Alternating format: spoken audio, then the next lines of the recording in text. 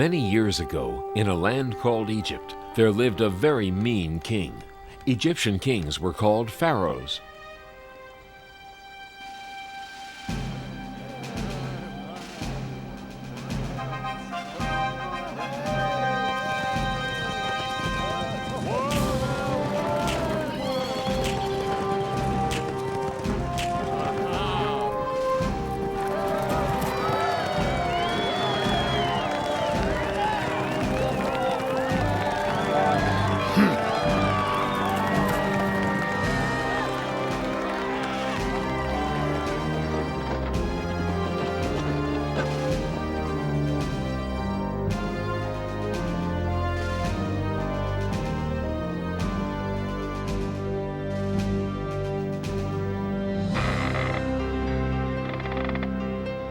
Faster! Better! More! The pharaoh made all of the people of Israel living in Egypt work as slaves. They had to build the buildings and lift many heavy things. They had no time to rest and little to eat. They were not free, and they were very unhappy.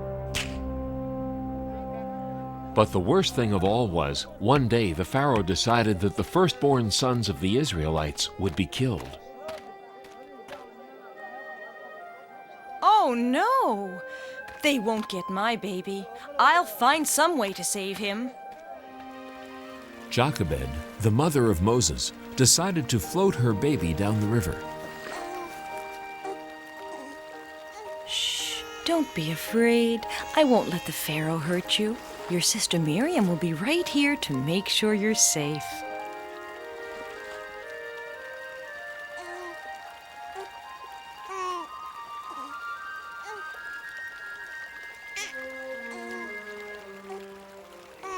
What's that? A baby! Oh, this poor baby needs a home. I'll take him to the palace and take care of him there. Excuse me, Princess. If you need a nurse for the baby, I know a good one who lives nearby. Her name is Jochebed. Thank you. Bring her to the palace.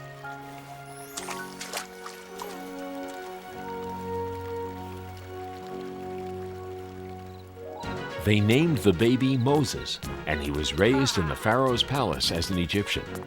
But Jochebed was near Moses while he was a child to teach him right from wrong. Ha!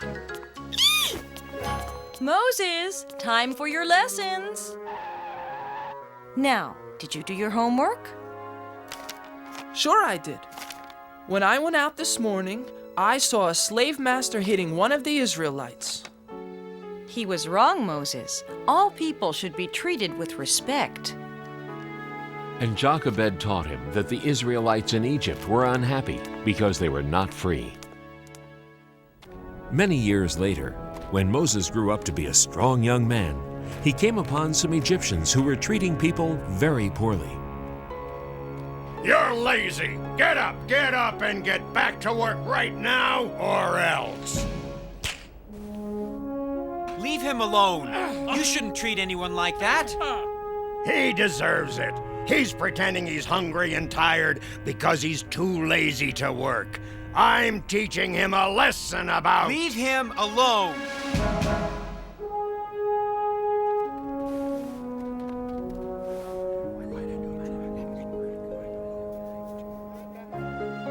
It was very unusual for someone to help an Israelite like that.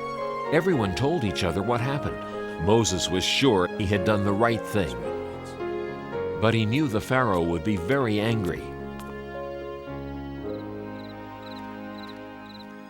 So Moses left Egypt all by himself, knowing that he was really an Israelite. He wanted to go to another land where he would not have to see his people be treated so badly.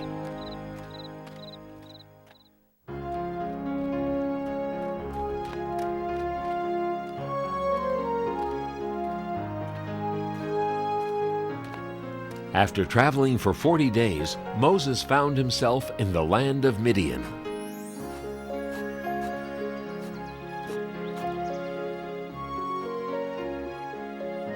In Midian, Moses got married and had a family. He lived in Midian for so long that he almost forgot about Egypt and about the poor Israelites.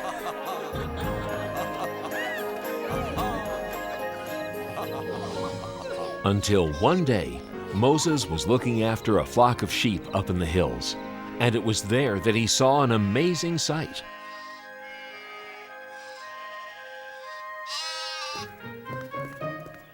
Come here, little guy. I'll get you. Now I've got you. Moses, come closer. Who's there? God, the Israelites in Egypt are unhappy because they are not free. Go to the Pharaoh and tell him to let my people go. Why have you chosen me? Don't be afraid. I will be with you. But will they believe me? I will give you signs to show the people that I am with you. Throw your staff on the ground.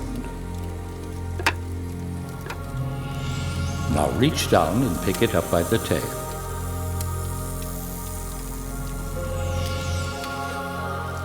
Trust me, the people will believe you. Now go.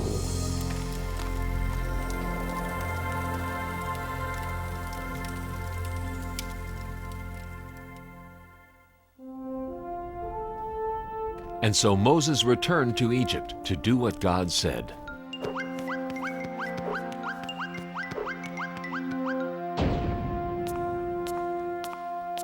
Are you Moses? I have heard about you. What are you doing back here after all these years? I am here because God sent me. He wants you to free the people of Israel. Oh, he does he? Too bad for him. Who is this God, anyway? I've never heard of him. Have you? No, sir, your most royal, wonderful highness. Well then, this God of yours must not exist, right? Yes, your most royal, wonderful highness. Right. You there, come here. We're too nice to the Israelites. After all, they have a big, strong God on their side. Tell my slave masters not to give them any more straw for the bricks they make. From now on, they have to find their own straw. Yes, your most royal, wonderful. I said go! Ha! Don't try and tell me what to do. I'm the Pharaoh. It's time for your bath, your royal highness. I won't give up that easily.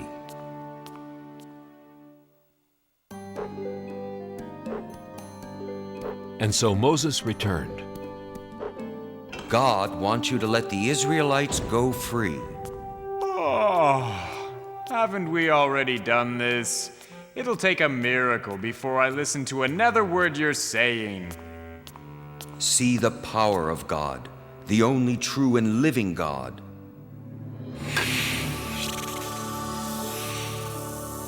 Oh!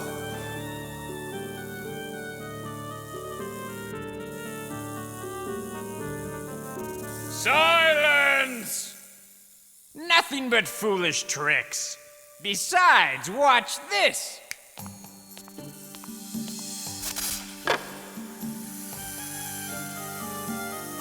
Think twice before you try to trick me again. I am not trying to trick you. I am warning you. God can perform many miracles.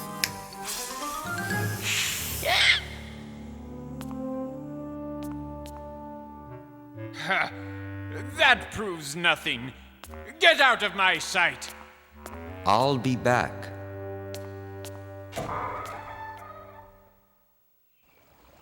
And the next morning, Moses did come back. Pharaoh, let the Israelites go free. If you do not, God will let plagues happen to Egypt. The plagues will bring very bad things. No! See for yourself the power of God.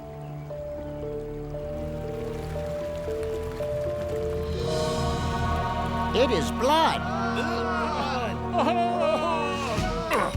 Just another magic trick. Ugh. Go away.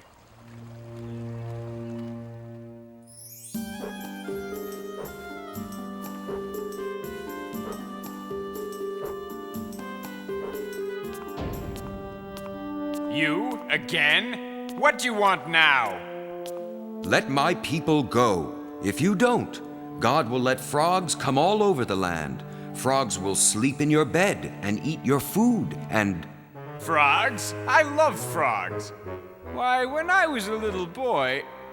never mind about that right now. Who cares about a few frogs? Get out of here.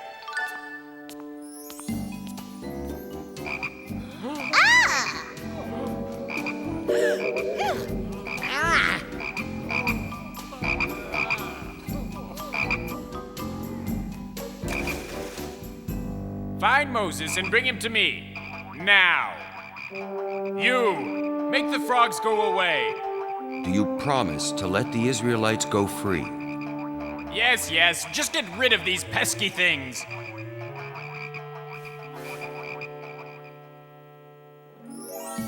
God made the frogs go away, but the Pharaoh didn't keep his promise. He did not free the people of Israel. So God allowed more plagues to happen in Egypt. God let lots and lots of gnats come to Egypt. They flew everywhere.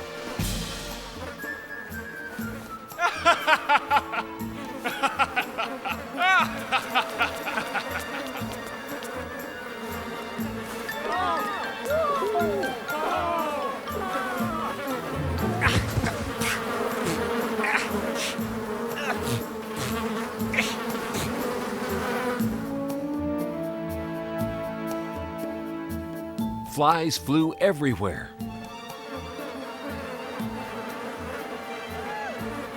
But the Pharaoh still wouldn't let the Israelites go, so the animals got very sick.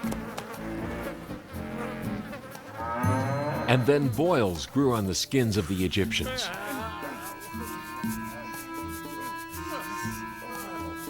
And terrible hail fell down from the skies.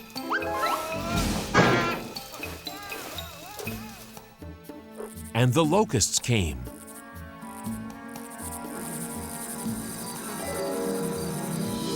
And ate their clothes. Next, everything was as dark as night for 3 whole days. Each time a plague happened to Egypt, the Pharaoh promised to let the people of Israel go free. But each time he changed his mind and broke his promise. Now will you let the people of Israel leave? No, I will not. I've tried to warn you, but you won't listen. Please hear me now, or you'll be very sorry. The last plague will be the worst. The firstborn sons of the Egyptians will die.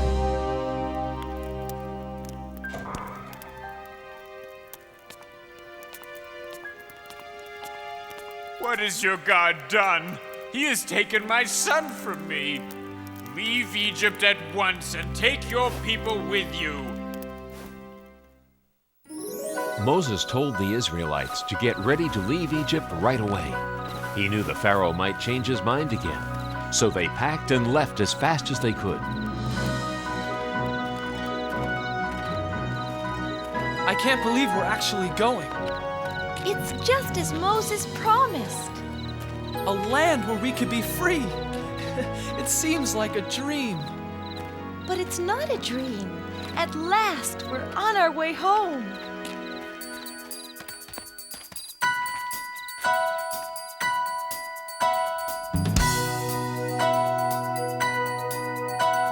Sing a while for a while, then scatter to and fro. Trusting Moses knows his way, singing as we go. Mighty Moses and the Israelites, thousands of sandals in the sand. Mighty Moses, what an amazing sight, leading us on to the promised land. The day has dawned.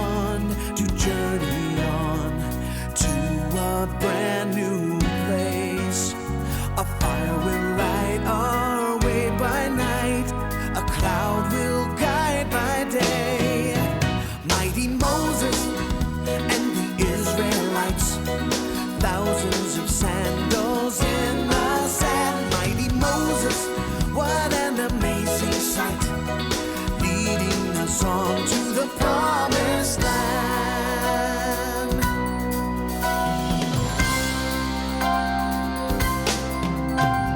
Hand in hand through desert sand, answering God's call, following our leader's lead to freedom for us all. Mighty Moses and the Israelites, thousands of sandals in the sand. Mighty Moses, what an amazing sight, leading us on to the promised land. Mighty Moses and the Israelites, thousands of sandals in the sand. Mighty Moses, what an amazing sight, leading us on to the promised land. And so, finally, the people of Israel left Egypt on the way to their homeland, the land of freedom. By day, a pillar of smoke guided them. And by night, a pillar of fire showed them the way.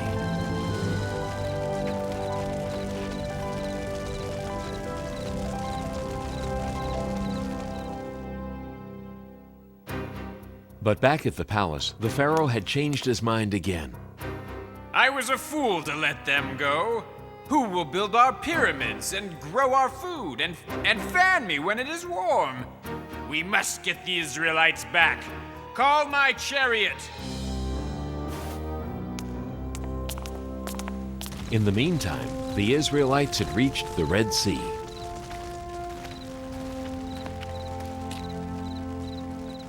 Moses, look behind us! The Pharaoh's army!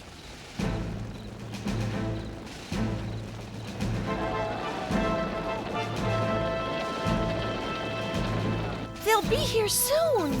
Oh no! Moses, what have you done to us?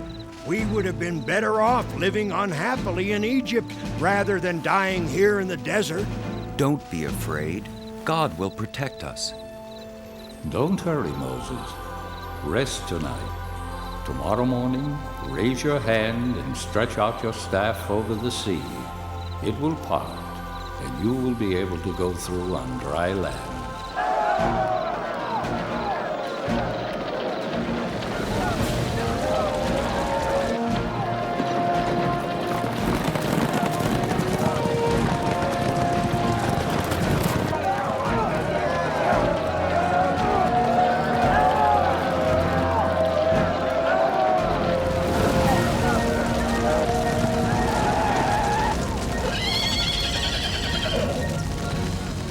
Stop!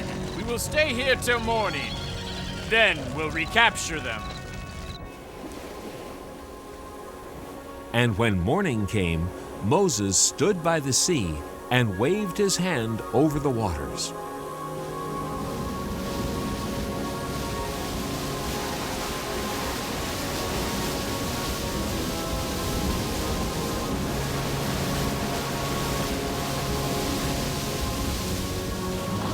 And the sea parted, just as God had promised. Come on, follow me.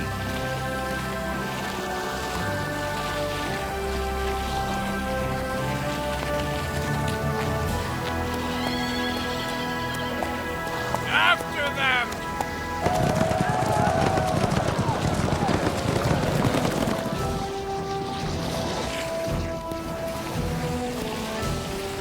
Here they come again.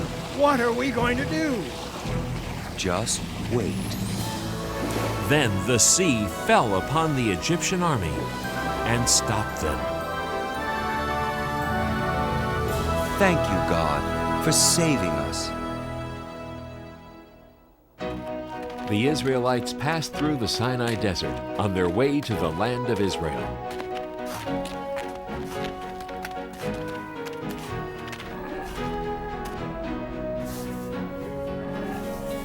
When they were hungry, God sent them food. Mother, look. What is it? It was sweet, tasty bread that God had sent to feed the people. The Israelites called it manna, which meant, "What is it?"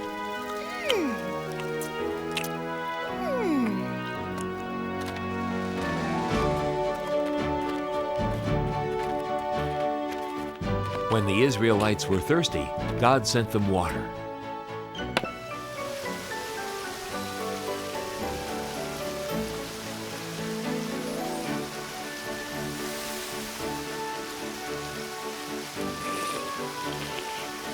I want milk instead.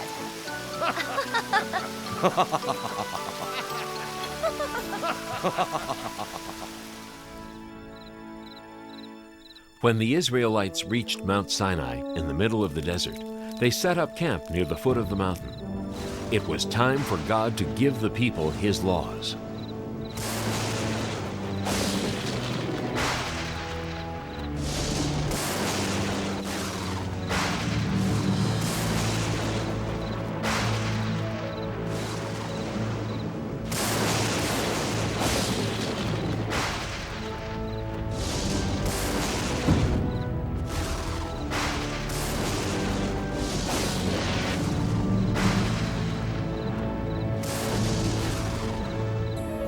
What is happening, Moses? What does God want? God is calling me. I am sure He has great plans for us.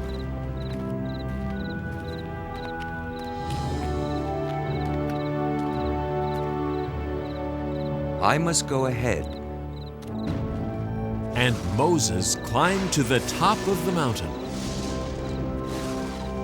I am ready for you. I have rules that I want to give the people of Israel. If they follow them, I will protect the people. Chisel out 2 stones and I will write them down. Always respect your father and mother. Do not kill anybody. Do not steal anything. God gave many other laws. He also told Moses how to build the home of worship where the Israelites would pray to God. God also told Moses that everybody should rest on the 7th day, just like He did when He created the world.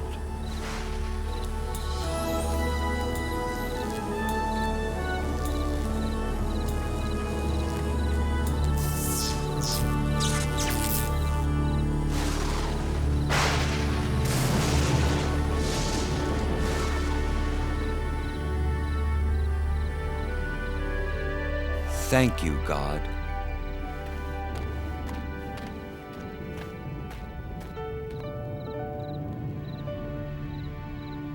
And this is how Moses led the people of Israel back to their homeland with the power of God and His sacred laws. These laws are called the 10 Commandments. Throughout the long journey, God helped Moses guide the Israelites home.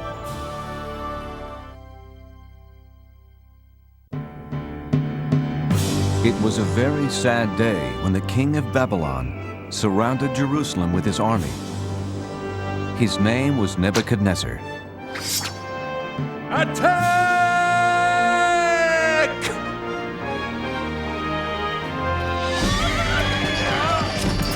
The king and his army stole things that belonged to God. Then they destroyed his temple.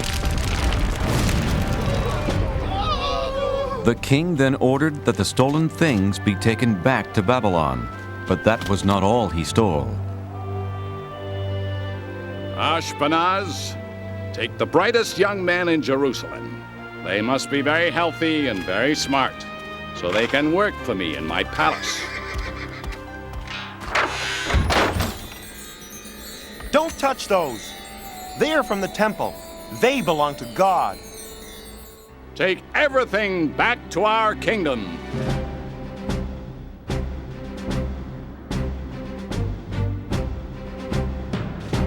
So the holy cups and plates belonging to God and Jerusalem's finest young men were carried hundreds of miles away to Babylon.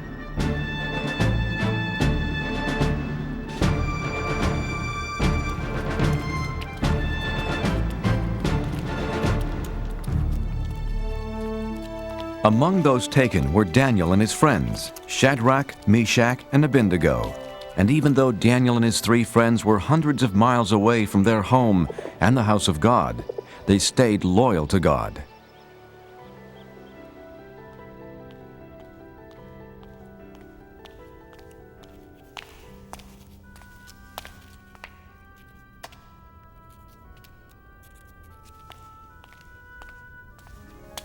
Are you studying hard? This is impossible. We'll never learn to read and write your language.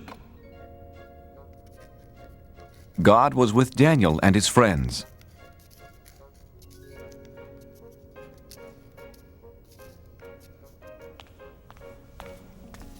Your language is very interesting, Your Majesty.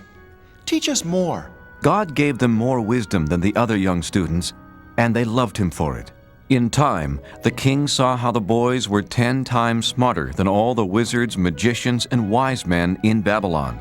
And God gave Daniel something special: the ability to know and understand dreams. It was a good thing, too. King Nebuchadnezzar began having a strange dream. Arioch! A dream that kept him up night after night. Bring me my best magician, wizard, and wise man. They must tell me what this dream means. Well, what are you waiting for? On my way, O king.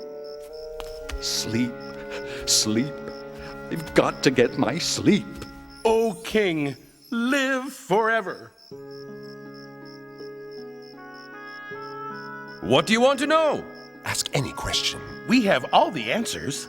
Thank the gods. I have a most important question for you, magician, wizard, and wise man. No, he's the wizard.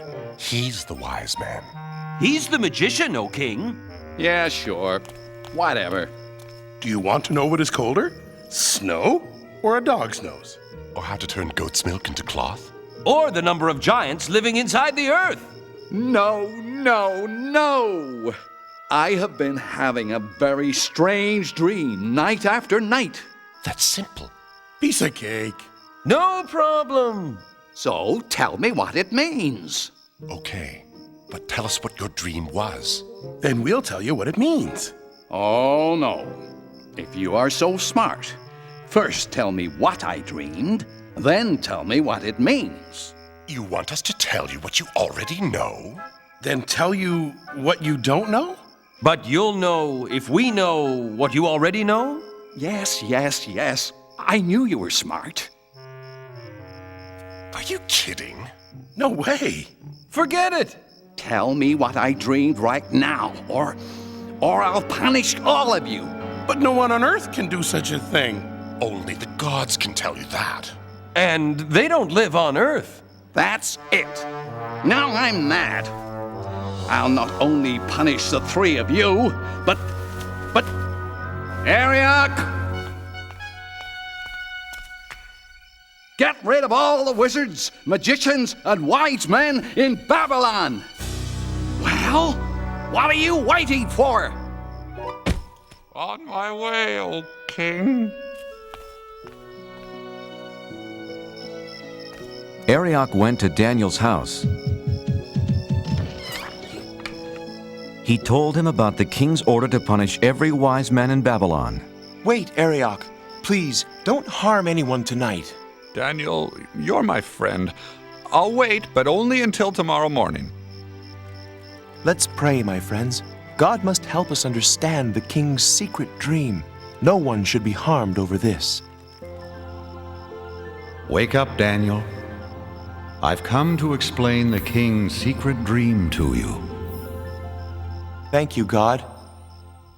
Oh, king, there's someone here to tell you what your dream means. Impossible.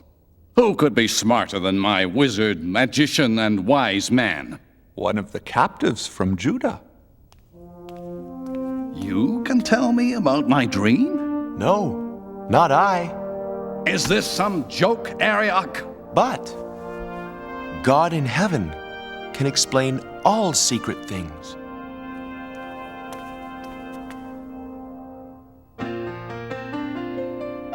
Oh, I know what your dream means. I know what your dream means. God has told me to pass the word about what I've seen and what I've heard. It's a simple message, sir, with a truly holy theme.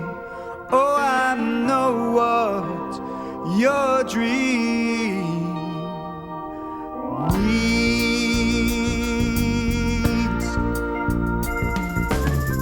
Oh, King Nebuchadnezzar, believe me, it's my pleasure to come here to you and shed some light. I've been praying to God, and this may sound awfully odd, but I understand the dream you had last night. Saw a statue with a head of gold. He was bronze and iron with big clay toes, symbolized the kingdoms of this earth. The golden face that I saw shining means down here you're the number one king. I'm giving you the facts for all they're worth. Oh, I know what your dream means. Oh, I know what your dream means. God has told me to pass the word about what I've seen and what I heard. It's a simple message, sir, with a truly holy theme. Oh, I know what your dream means.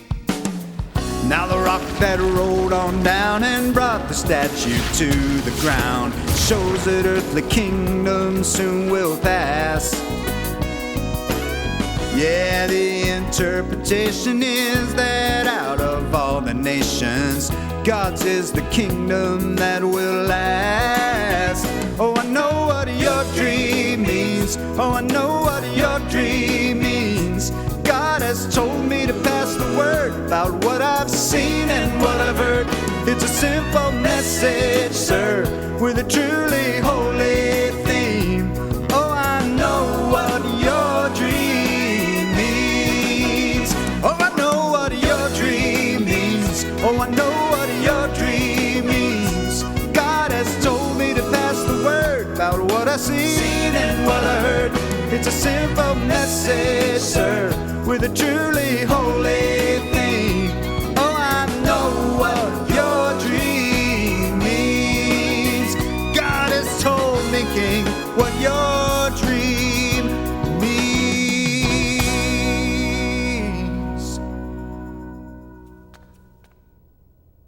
Exactly right. You are smarter than all of my wizards, magicians, and wise men put together. Not me, sire. God told me this secret, not because I'm greater than anyone else, but so you can know what it means. But what does it mean? You're king for now, but neither you nor your kingdom will last forever. But God's kingdom will last forever. Your God is the God of gods, the King of all kings. Your God tells people things they can't possibly know. You deserve a reward. From this moment on, you will rule over Babylon for me and be in charge of all my wise men. O king, I beg you, do not punish them. Of course, anything you ask. What was your name again? Daniel. If I am to rule, I need help.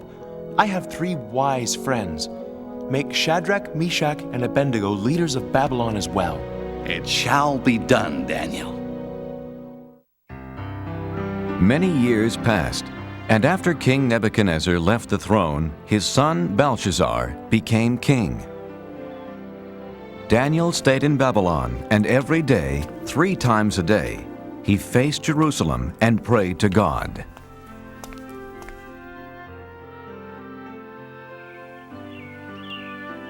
After so many years, Daniel was completely forgotten by the new king, Belshazzar.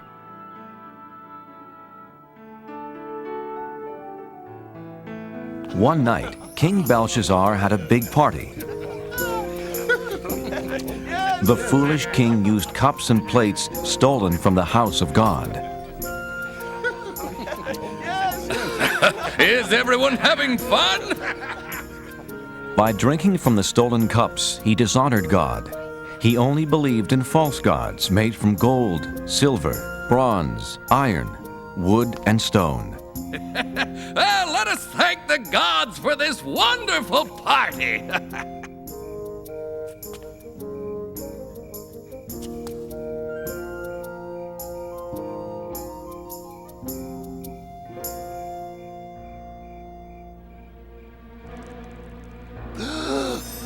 What is that?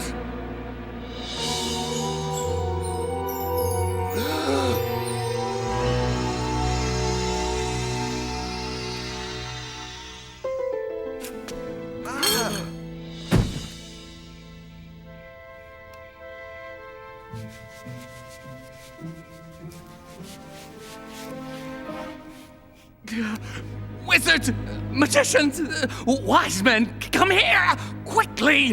What does it say? Read it to me.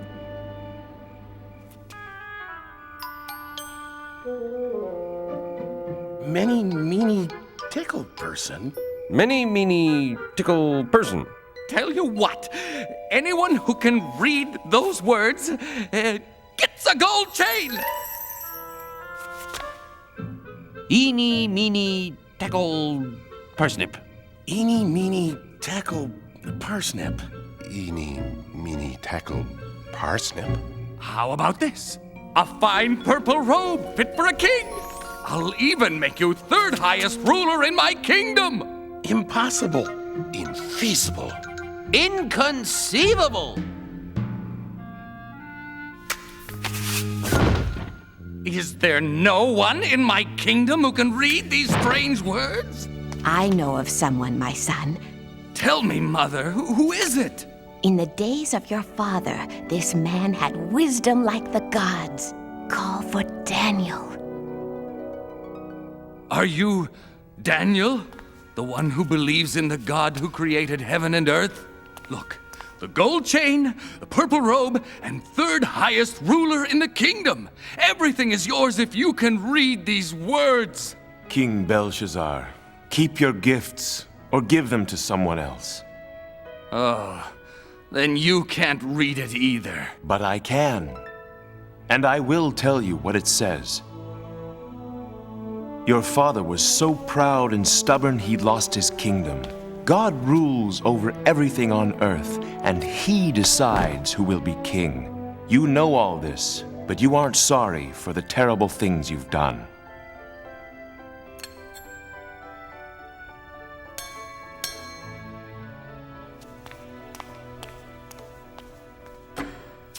Tonight, you used cups and plates stolen from his temple.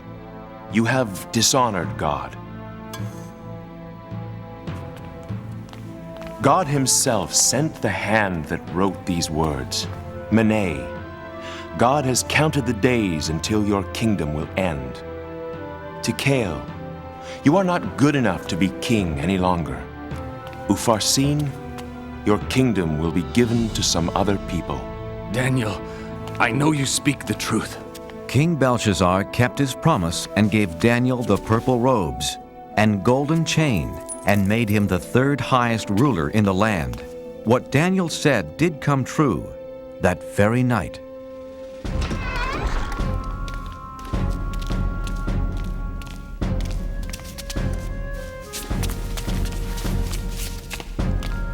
Another ruler, King Darius, took over the kingdom.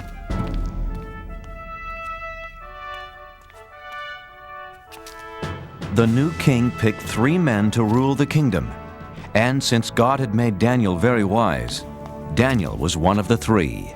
Soon, King Darius saw how Daniel was better than the other 2 men, and he planned to make Daniel the one and only ruler of the land.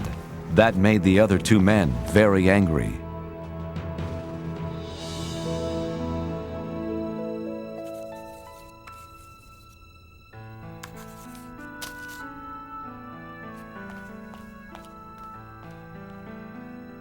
The 2 mean wise men wanted to make Daniel look bad.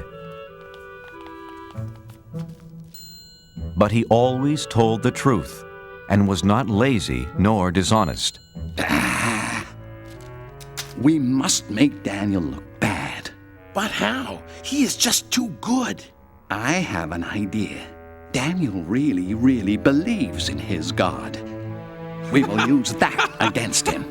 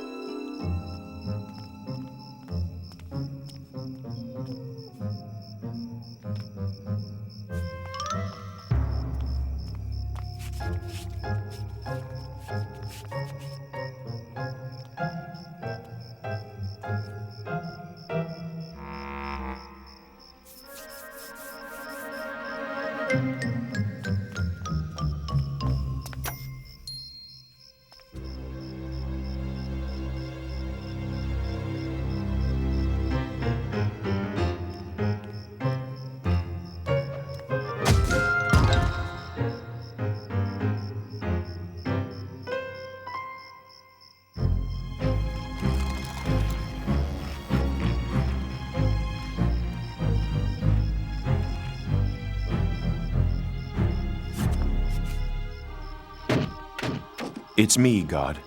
Daniel. I was right. Daniel faces Jerusalem and prays to his God 3 times a day. This plan will work. I can't wait to tell the king. Hey, it's my plan. I'll tell the king. Not if I get to him first. Why, you...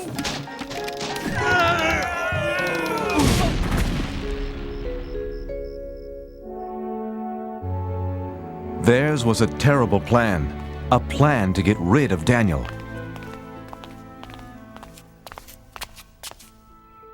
Oh, King Darius, you have many enemies. And we know how to find them. For 30 days, let's have a holiday throughout the kingdom. For 30 days, no one can pray to any god or any human except to you. I kind of like the sound of that. But here's the best part. If they don't pray to you, they must be your enemy. So we throw them into the lion's den. By the gods, I mean by me, I like it. A holiday for 30 days. Yes, a great holiday. A feast like no other. I must tell Daniel.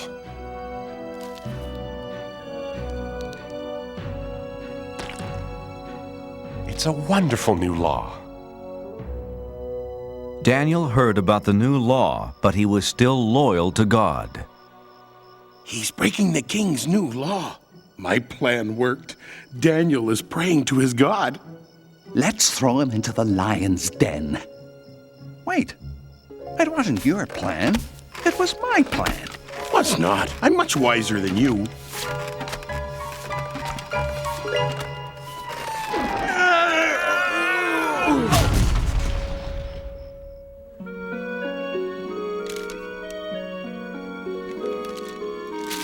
Oh, King Darius, we found someone who doesn't obey your new law. Unbelievable! Who is this terrible person? He is the Israelite, Daniel. No, not him.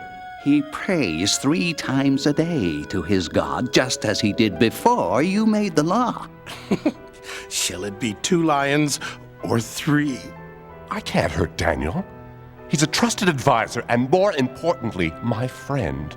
But King Darius, as you know... The law says no law given by the king can be changed. Yeah, that's right. That's right. All right. Take Daniel to the lion's den. My dear friend. What have I done?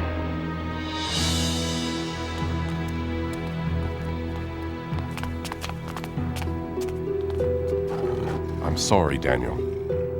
I don't want to do this. You have always been loyal to your God. Maybe he will save you from the lions.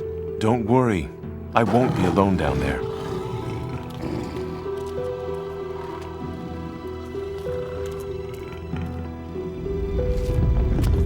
So that no one would move the stone and let Daniel out of the den, King Darius sealed the opening with his royal seal.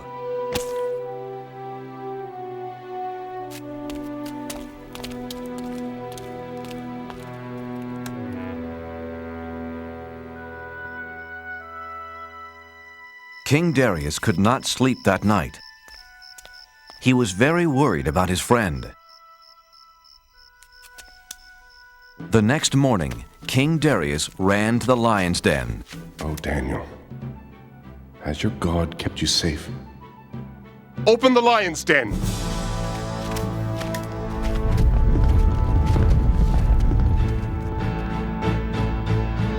But there was nothing to fear. You're up early, King Darius. Daniel was safe and sound.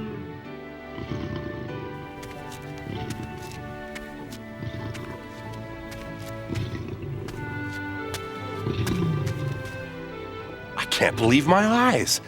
You're okay. When the lions attacked, God saved me. He sent an angel to close their mouths. The lions didn't hurt me. Because God knew I hadn't done anything wrong. And I haven't done anything wrong to you, O King. Daniel, I'm so happy. And you call yourselves wise men? Take them away. That was a terrible plan. Don't look at me, it was your big idea. Was not. Was too. King Darius wrote a letter to everyone in the world. Peace and happiness to all.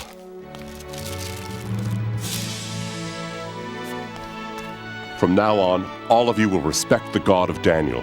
He is greater than any other God because he uses miracles to rescue and save people.